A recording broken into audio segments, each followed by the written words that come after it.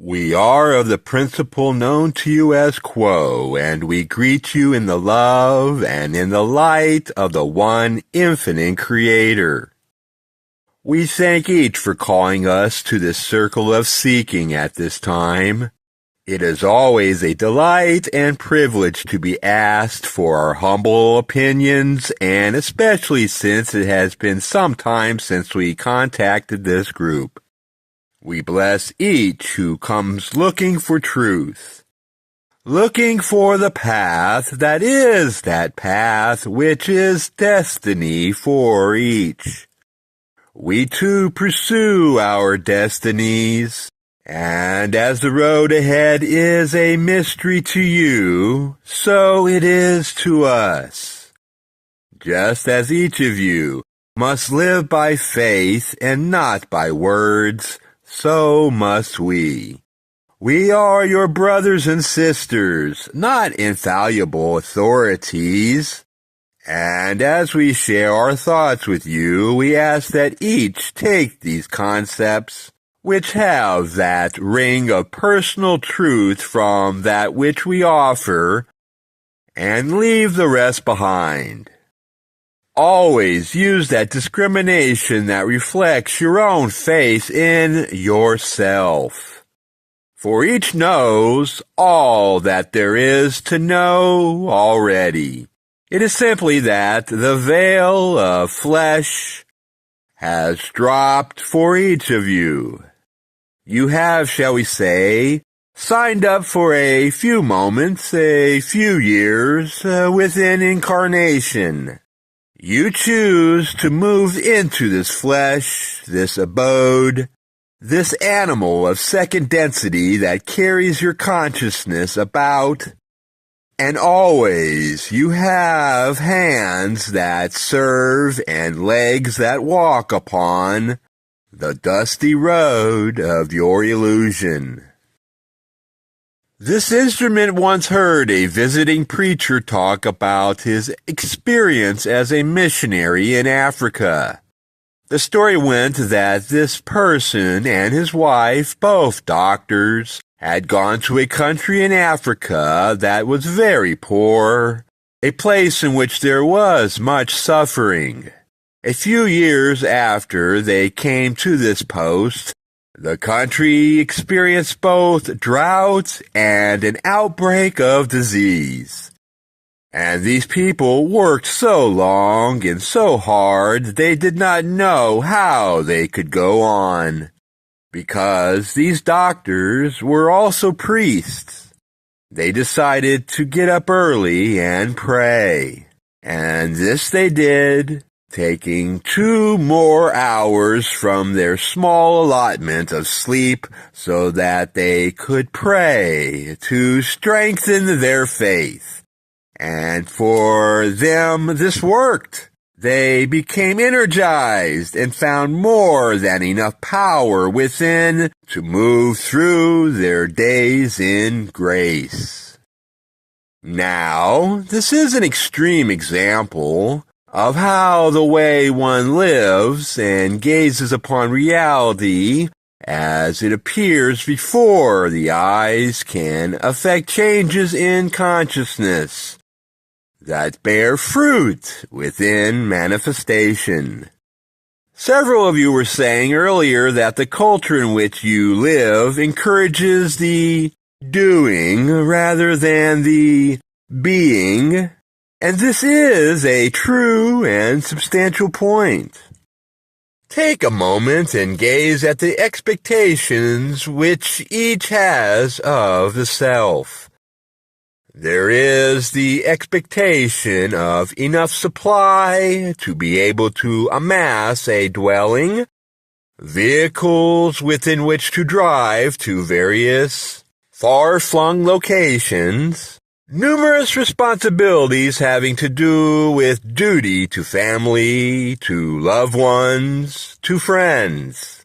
There is the requirement of collecting the various gadgets of your people, what this instrument would call electronics, that make the life both simpler and infinitely more complicated by their use. The telephone, to be more in contact. The various parts of the computer that this instrument is so fond of that offer new efficiencies in storing data and require more and more hours of work in offering this machine its daily bread. Yes, you live within an environment of consuming, collecting, and doing. And yes, you have absorbed these values. Now let us back up from gazing at the outer world, that world of flesh and bone and deeds. Let us call upon the deeper reality, that structure within the self that is infinite and eternal. It is this consciousness that is not a part of space and time, that choose to move into just this perversive environment, just this materialistic society, just exactly this one and no other. Why? Why feel that it is a prize to achieve an incarnation of such suffering, such distraction and confusion? Sit with this why, and know that only one answer will suffice, and that answer is love. For love is the beginning and the end and all things in between. Love it was, that one great original thought of love. Infinite love, creative, powerful love that bore light. Each photon, each particle, if you will, of light is a pure manifestation of love.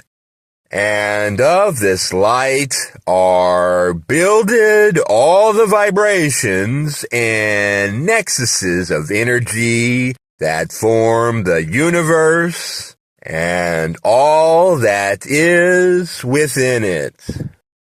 And into this infinitude of worlds, beings of light come, sparks of the heart of the infinite creator, you and all of the family of humankind. Each of you unique as a snowflake. Each of you infinitely beautiful and valuable.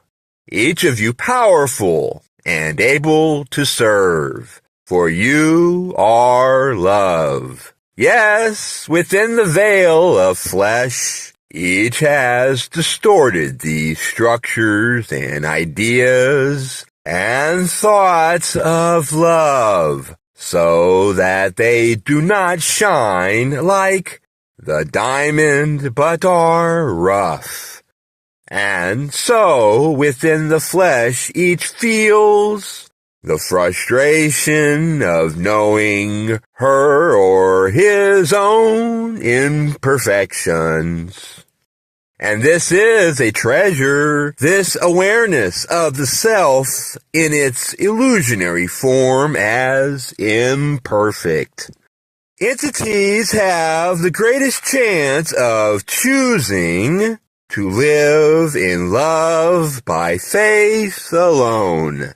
For there will never be any proof that there is a spiritual reality beyond that which can be seen, felt, heard, and tasted.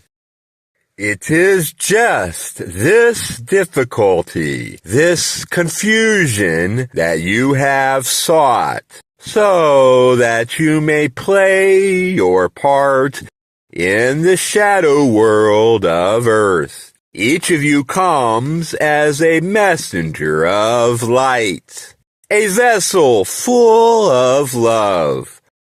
It does not come from you, it only comes through you.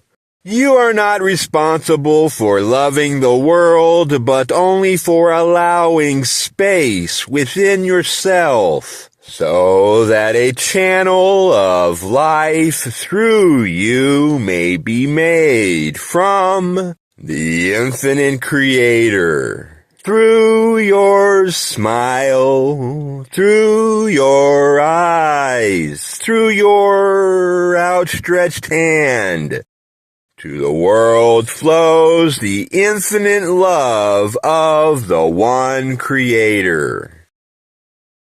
Yes, each of you has, shall we say, bogged down in the mire of too much to do. Yes, each of you is weary, and this is exactly what you hoped would happen. This very suffering, this crown of thorns that the 2 short days they are, is the destiny you have hoped to achieve. For it is in this very place, this very time, that you can both learn the most about service and love, and offer the most powerful service and love. When all seems confusion and energy seems gone, we encourage each to take a moment to say to the self, perhaps just one word. Love. It is an infinite source of energy, and calling upon love, you shall be strengthened. Beyond the attitude of love and service and faith, that all is well. The tool most likely to be useful when energy is low is the sense of proportion that enables each to see that they are tiny creatures standing upon a ball in the far reaches of an unimpressive galaxy in the midst of an infinite creation in which 10,000 years is an eye blink.